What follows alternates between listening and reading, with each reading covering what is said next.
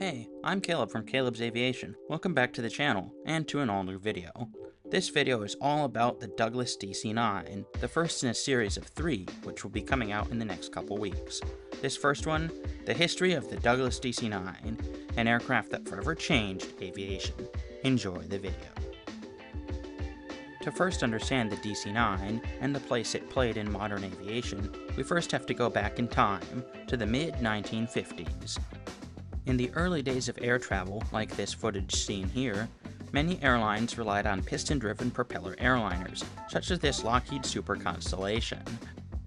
In the mid-1950s, the concept of passenger-only airlines were still in their infancy, as many used to also carry freight and/or mail, as well as occasionally stopping with some people.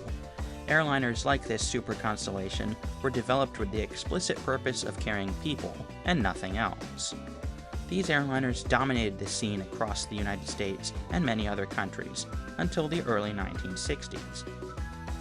The 60s saw the introduction of the first passenger jet airliners, such as the Douglas DC-8 and Boeing 707.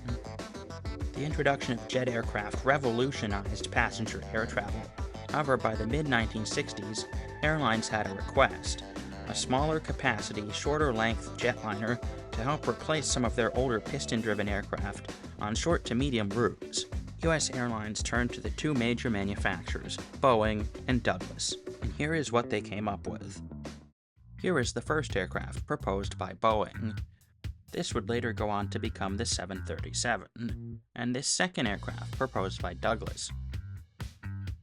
This aircraft was unlike anything the world had ever seen. Even today, she looks pretty modern. Many features such as a T-tail shape here, fuselage-mounted engines not being tucked under the wings, and swept-back wings toward the back of the aircraft. She also featured a more modern cockpit with advanced avionics and automation systems, features that were unheard of at the time.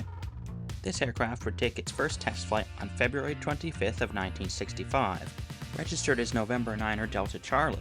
This aircraft departed Long Beach Airport in California, where she was manufactured, and at 11:26 a.m. Pacific Standard Time, the DC-9 took her very first flight. Like every new aircraft launch, the first DC-9 flight was met with lots of fanfare, and this was very exciting for Douglas.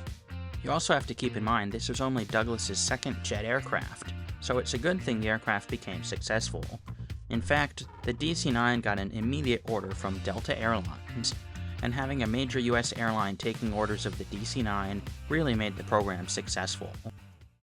The DC-9 would first enter service with Delta from Atlanta to Kansas City via Memphis on November 12th of 1965.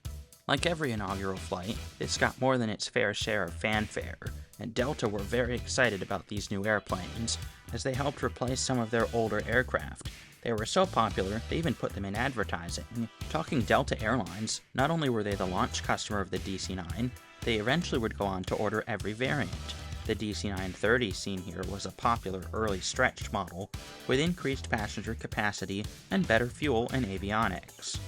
Delta would eventually operate every single variant of DC-9, including all the DC-9s seen here, the McDonnell Douglas MD-80 series aircraft, the MD-88 MD-90 series, the stretch of the MD-80 aircraft, and the 717-200, the final of the DC-9 left flying today. The DC-9 family would stretch its wings both near and far, with operators taking the plane from all over the world. Here's another early operator, Hawaiian Airlines. Hawaiian would send their DC-9s on inter-island hopper flights in Hawaii, on flights as short as 20 to 25 minutes. This is very unusual. Hawaiian are also one of the last DC-9 operators anywhere, flying the Boeing 717, the most modern, upgraded version of the aircraft family, featuring a 2-pilot crew, more advanced avionics, engines, and a larger passenger capacity. Also, make sure you check out my friend Aussie Jetsetter's excellent video, Flying with Hawaiian in the 717. Also, if you've ever wondered, Hawaiian Airlines aren't the only operator. The DC-9 still flies in some form with Delta as the Boeing 717. They inherited these aircraft from now defunct carrier AirTran after they merged with Southwest, but that's a topic for a future video.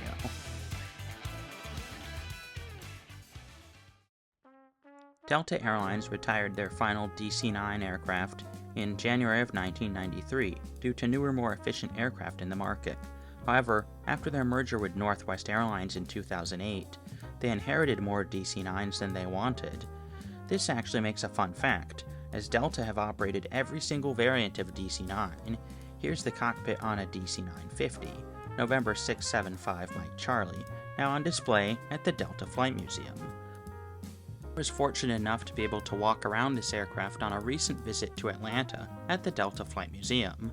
Anyway, I thought these photos would be a great way to conclude this video all about the DC-9. This, as I mentioned, was the DC-950, the last of the DC-9 aircraft prior to the introduction of the MD-80 series. Well, I hope you enjoyed this video all about the story of the DC-9. If so, make sure to consider subscribing, leave me a comment, and let me know what you thought of this video. Also keep an eye out for the other 2 videos in this mini-series all about the DC-9. But until then, I'll be wishing you blue skies and tailwinds.